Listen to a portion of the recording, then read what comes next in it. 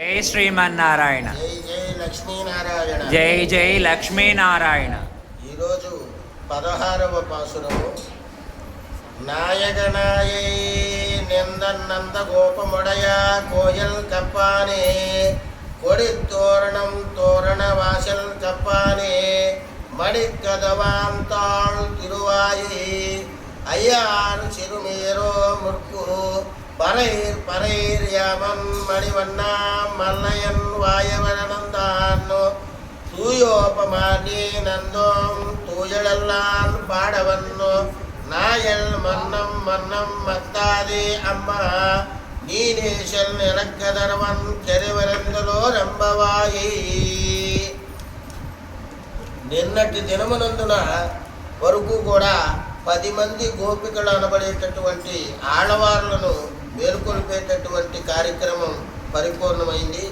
ఈ 16వ రాజున నాయగనాయి అనబడేటటువంటి పాశురము ద్వారా భాగవతులనందు ముందుంచుకొని భగవానుని శరణాగతిని చేయవలననబడేటటువంటి ఉపనిషత్తు వాక్య అర్థానుసారముగా ఈ జీవుడు చేసేటటువంటి పాపకర్మలు భాగవతుల యొక్క ముఖమును చూసి వీరు భగవానుడు క్షమించుతాడు అని పరమ భాగవతోత్తములైనటువంటి గోపికలు ఈ ఆండాళ్ళు తల్లి నందగోపుల గృహమునందు వెళ్ళి అచట గృహము కాపలాలో ఉండేటటువంటి వారిని ప్రవేశపెట్టమని ప్రార్థిస్తూ ఉన్నారు. వీరిని లోపలికి విడిచినాడట ఆ యొక్క ప్రధాన సింహద్వారము దగ్గర ఉండేటటువంటి వారు. వీరు వెళ్ళి వీరంతా లోపల మరొక వాకిట కాపలా కాచేవాని దగ్గరకు వెళ్ళి ఇలా అంటూ ఉన్నారట, ధ్వజముల చేత పతాకముల చేత అలంకృతమైనటువంటి వారిని కాపలా కాచే ఓ స్వామి, స్వామి తలుపులు తెరువును, చీకటి వేళ గోపికలు తడుముకుంటూ వస్తూ ఉన్నారు కదా,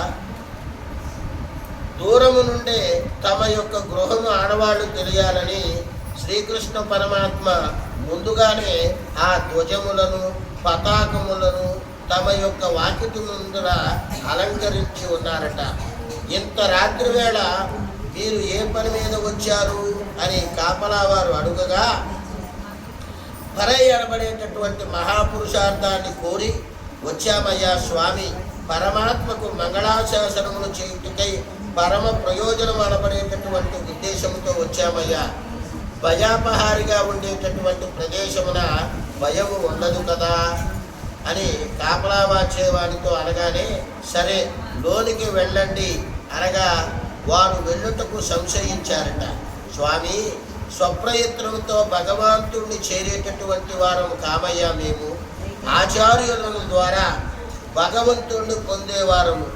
నీవు తలుపుల గడియలు తీసి లోపలికి ప్రవేశపెట్టవలను. నిన్ను ప్రార్థిస్తూ ఉన్నాము. భగవానుని పొందాలంటే ముందుగా మహాపురుషులైనటువంటి ఆచార్యుల యొక్క సమాశ్రయణము అత్యద్భుతమైనటువంటి అవసరము. అది లభించిన నాడే మనకి భగవత్ సాక్షాత్కారాన్ని పొందే యోగం కలుగుతుంది అని ఈ విధంగా ఆ వాకిట ముందు నిలిచినటువంటి గోపికలందరూ కూడా అంటూ ఉన్నారట. ఇచ్చట నందగోపుడే ఆచార్యుడిగా మనము భావించవలేము. నందగోపుని భగవానునిగా మంత్రము తిరుమంత్రము ద్వారా ప్రణవము చేయుట, తోరణములు కట్టుట అనగా నమః అనబడేటటువంటి శబ్దార్థము. అంటే ఏ నామం చదివినప్పటికీ దానికి ముందు ఓం అని, తరువాత నమః అనబడేటటువంటివన్నీ కూడా గురు పరంపరాకులలో గురువులు అనబడేటటువంటి అర్థాన్ని తెలియజేస్తూ ఉంటాయి. తలుపులు అనగా ఆత్మస్వరూప జ్ఞానముగా దీనిని శరణాన్యము ఆచార్యుడేనని, గోపబాలికలు అనగా అనన్య గతితత్వమని, అజ్ఞానమును నశింపజేసినటువంటి జ్ఞానము కలిగిన శిష్యుడు అనబడేటటువంటి విషయం. పరై అనగా కైంకర్యం అనబడేటటువంటి మహాపురుషార్థాన్ని కోరేటటువంటి శిష్య బృందము అని దీని యొక్క అర్థము. జై శ్రీమన్నారాయణ. జై శ్రీమన్నారాయణ. జై జై లక్ష్మీనారాయణ. జై జై లక్ష్మీనారాయణ.